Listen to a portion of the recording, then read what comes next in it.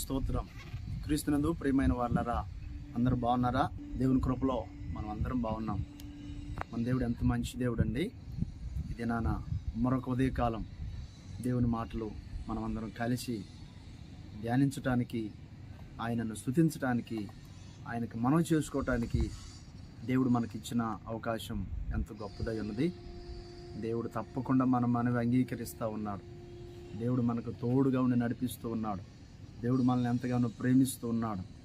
విషయాలు మీరు ప్రతిదినం మీరు వీక్షిస్తున్నారు కదా. దేవుడు తప్పకుండా దీవిస్తారు. మరి ఈ దినాన్ని కూడా ఉదయకాలం మీ మధ్యలోనికి దేవుని మాటను తీసుకురావటానికి దేవుడు నాకు సహాయం చేసి ఉన్నారు. చూడండి, మీకా గ్రంథము 2వ అధ్యాయము 13వ వచనాన్ని ఒకసారి మనం చదువుకుంటే, ప్రాకారములను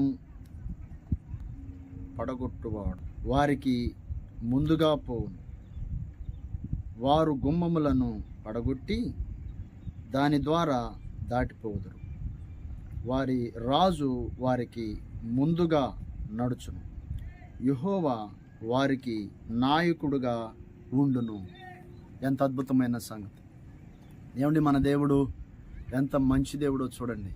మన దేవుడు మనకి ముందుగా నడుస్తూ ఉన్నాడు. హల్లెలూయా! దేవుడు మనకి ముందుగా నడుస్తూ ఉన్నాడు.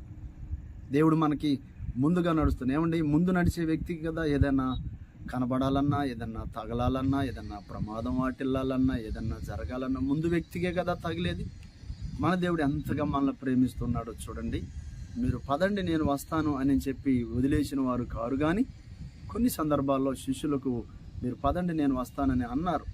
అయితే ఆ సందర్భంలో ఏంటంటే వారికి ప్రమాదం వాటిల్లినప్పుడు వెంటనే ఆయన మరలా వారిని దర్శించడం, ఆ ప్రమాదం నుండి వారిని విడిపించడం జరిగింది.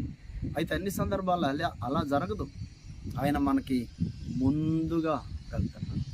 ముందుగా ఆయన మనల్ని ఉండి నడిపిస్తూ ఉన్నారు.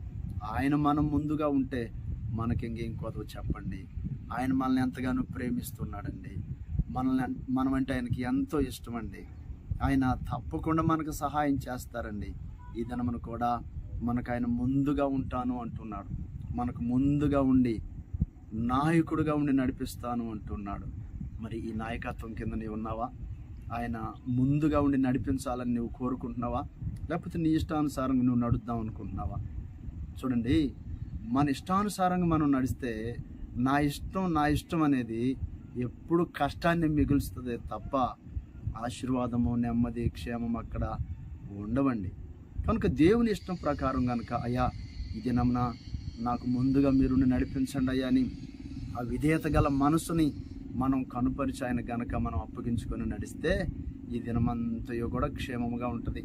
సంతోషంగా ఉంటాం, ఆరోగ్యంగా ఉంటాం, నెమ్మది కలిగి ఉంటాం, ఆశీర్వాదకరంగా ఉంటాం. ఎన్నో ఉపయోగాలండి, ఎన్నో ప్రయోజనాలు ఉన్నాయి ఆయన ముందుగా ఉండి నడిపిస్తూ ఉన్న దానిలో.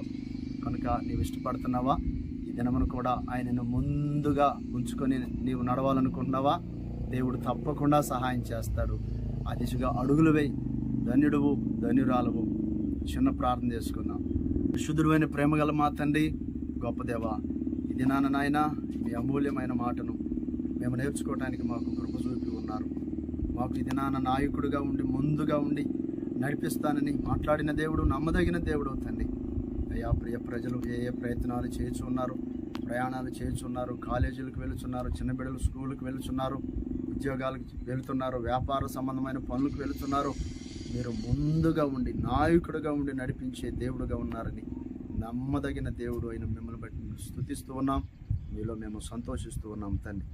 నీ చేతగడి అడుగులు వేయటానికి సహాయం చేయండి. ఈ దిన కార్యక్రమాలన్నిటినీ ప్రభా సఫలపరచమని, గొప్ప దేవుడా మీ గొప్ప కార్యాలు బిడ్డల పట్ల జరిగించమని నజరేయుడైన యేసయ్య పరిశుద్ధ నామములో అడిగి వేడుకొనుచున్నాము తండ్రి. ఆమేన్.